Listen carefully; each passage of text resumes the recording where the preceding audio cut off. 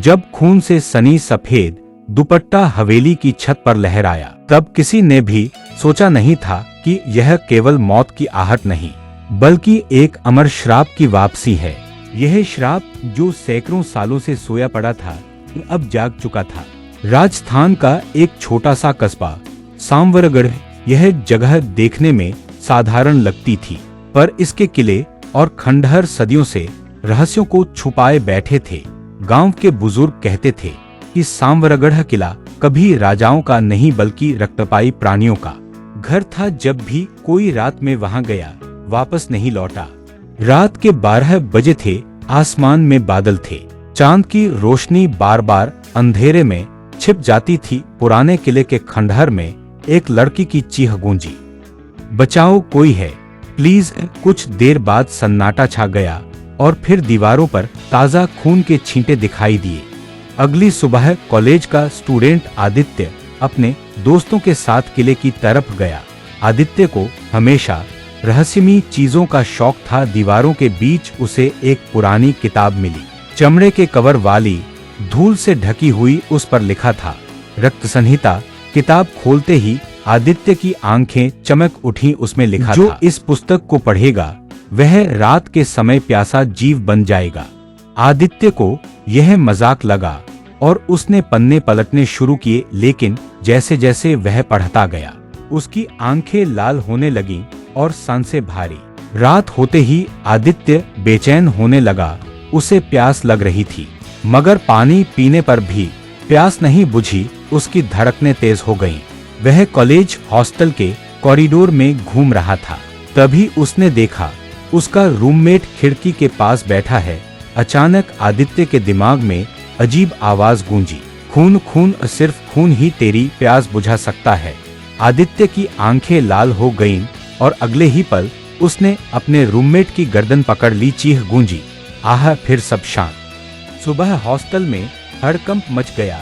Roommate की लाश खून से सूखी हुई मिली। डॉक्टरों ने कहा सारा ब्लड ड्रेन हो चुका है। पुलिस ने इसे हत्या माना, पर कोई साक्ष्य नहीं मिला। आदित्य के चेहरे पर हल्की सी मुस्कान थी, जिसे कोई नोटिस नहीं कर पाया। उसके दोस्त नेहा को शक हुआ। उसे याद आया कि आदित्य पिछली रात कहीं गायब था। उसने तय किया कि आज रात वह आदित्य का पीछा करेगी। उसके शरीर में डर की सिहरन दौड़ गई और वह वहीं जड़ हो गई।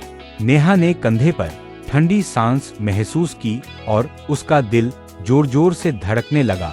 उसने हिम्मत जुटाकर पलटकर देखा तो उसके पीछे आदित्य खड़ा था, लेकिन यह वही आदित्य नहीं था जिसे वह कॉलेज में जानती थी। उसका चेहरा पीला पड़ चुका था, आंखें गहरी लाल चमक रही थी और होठों पर खून की हल्की परत जमी हुई थी। नेहा डर से कांप गई और पीछे हटने लगी।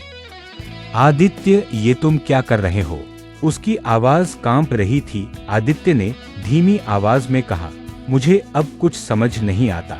नेहा, बस खून और सिर्फ खून की प्यास लगती है। यह किताब, इसने मुझे बदल दिया है। नेहा ने कांपते हुए कहा, तो तुम वही हो जिसका जिक्र गांव वाले करते थे, किले का श्राप। आदित्य अचानक मुस्कुराया। उसकी मुस्कान डरावनी थी, श्राप नहीं।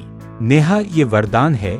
अब मैं अमर हूँ, लेकिन मुझे अपनी प्यास बुझाने के लिए किसी का खून चाहिए। और आज वह धीरे धीरे उसकी ओर बढ़ा। आज तू मेरे लिए सही शिकार है। नेहा ने डर के मारे भागने की कोशिश की, लेकिन किले का दरवाजा अपने आप बंद हो चुका था। वह इधर-उधर भागकर बचने की कोशिश करती रही, लेकिन हर बार आदित्य उसके सामने आ खड़ा होता। उसकी चाल इतनी तेज और खतरनाक थी कि नेहा का बचना नामुमकिन लग रहा था। तभी अचानक हवा में एक अजीब सी ठंडक फैल गई। दीवारों पर उभरे लाल निशान और भी तेज चमकने लगे और अंधेरे से वही गहरी आवाज फिर सुनाई दी, याद रख, किताब को पढ़ने वाला अकेला नहीं रहता, उसके साथ वह शक्ति भी जाग जाती है जो सदियों से सोई थी। नेहा ने आवाज सुनी और ठिठक गई। आवाज इंसान की नहीं थी, मानो खुद किला उससे बातें कर रहा हो। आदित्य ने भी उस आवाज पर प्रतिक्रिया दी। उसका चेहरा और भी डरावना हो गया, मानो वह अब पूरी तरह उस किताब के वश में आ चुका था। नेहा ने हिम्मत कर दीवार पर रखे एक पत्थर से वार किया और आदित्य को धक्का देकर भागी, लेकिन वह किले से बाहर नहीं निकल पाई। दीवारें सिकुड़ रही थी, दरवाजे बदल रहे थे और रास्ते गोल गोल घूमकर वहीं ले आते थे। अचानक उसने देखा एक कमरे में दीवार पर बड़ी सी पेंटिंग टंगी थी। उस पेंटिंग में वही चेहरा था जो अभी आदित्य का था, लेकिन राजसी कपड़ों में नीचे लिखा था राजकुमार विक्रम, जिसे मौत ने नहीं छुआ। नेहा की आंखें फैल गईं। क्या आदित्य वही राजकुमार का पुनर्जन्म था, या फिर उसकी आत्मा ने आदित्य को अपना वाहक बना लिया था? आदित्य की आवाज पीछे से गूंजी, हाँ नेहा, अब तू सच जान चुकी है। सदियों पहले मैं राजकुमार विक्रम था, एक श्राप के कारण मैं वैम्पायर बना।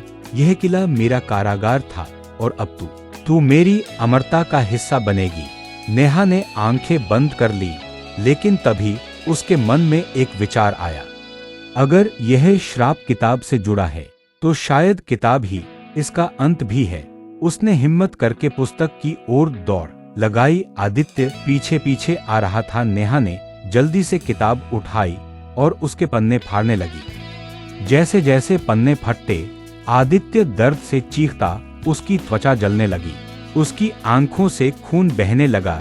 वह चीखता हुआ बोला, नहीं, ये मत कर, ये किताब ही मेरा जीवन है।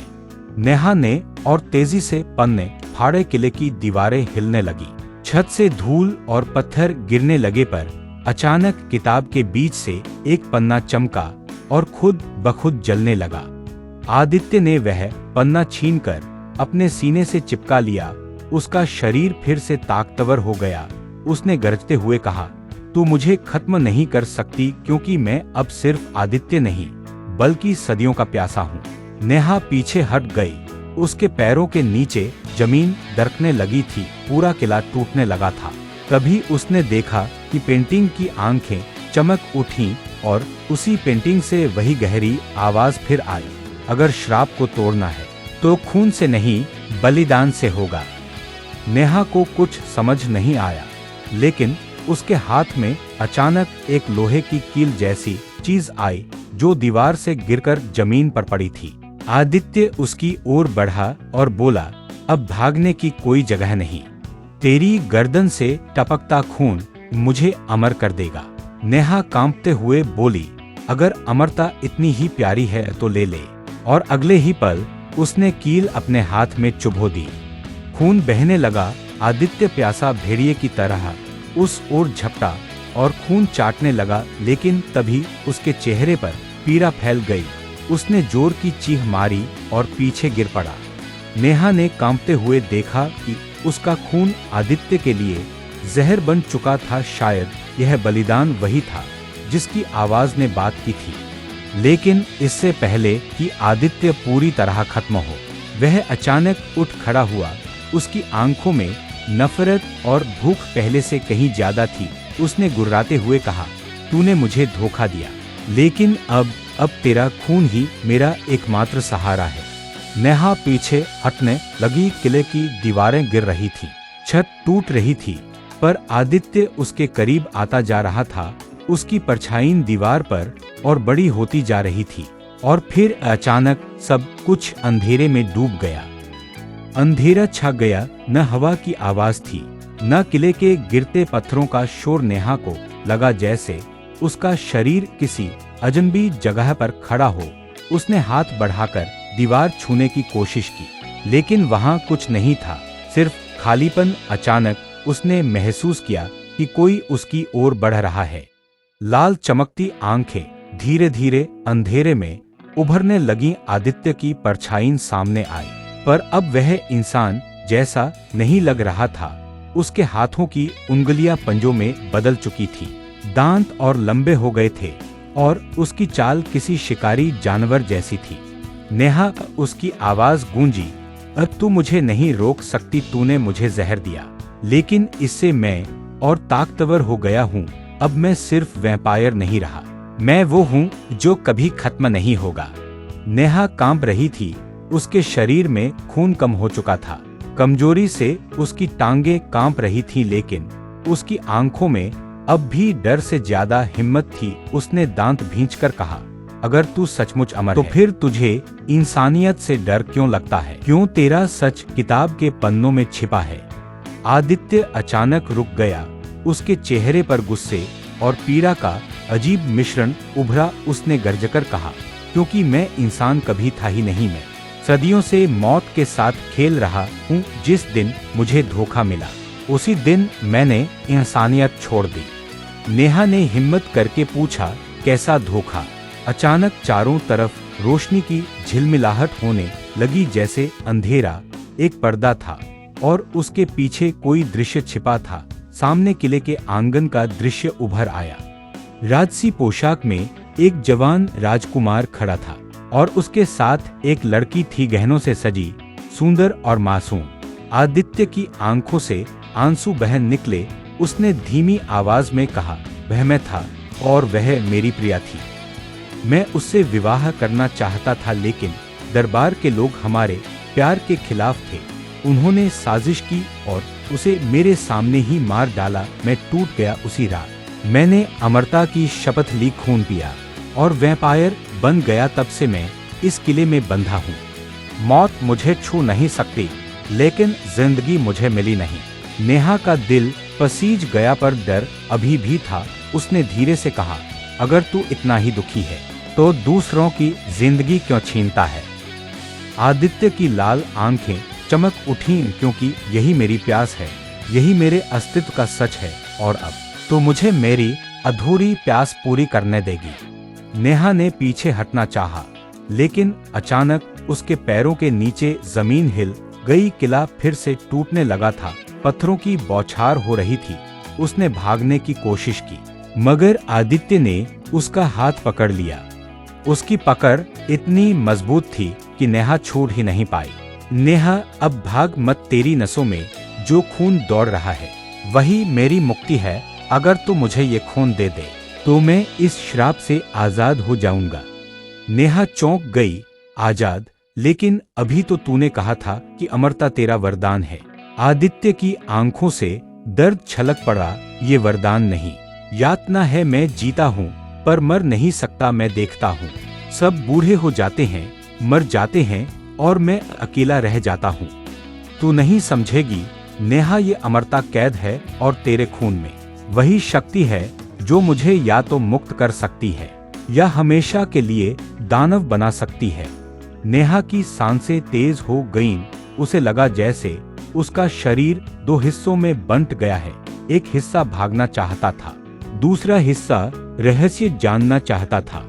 अचानक फिर वही गहरी आवाज गूंजी जो पहले किले की दीवारों से आई थी, बलिदान।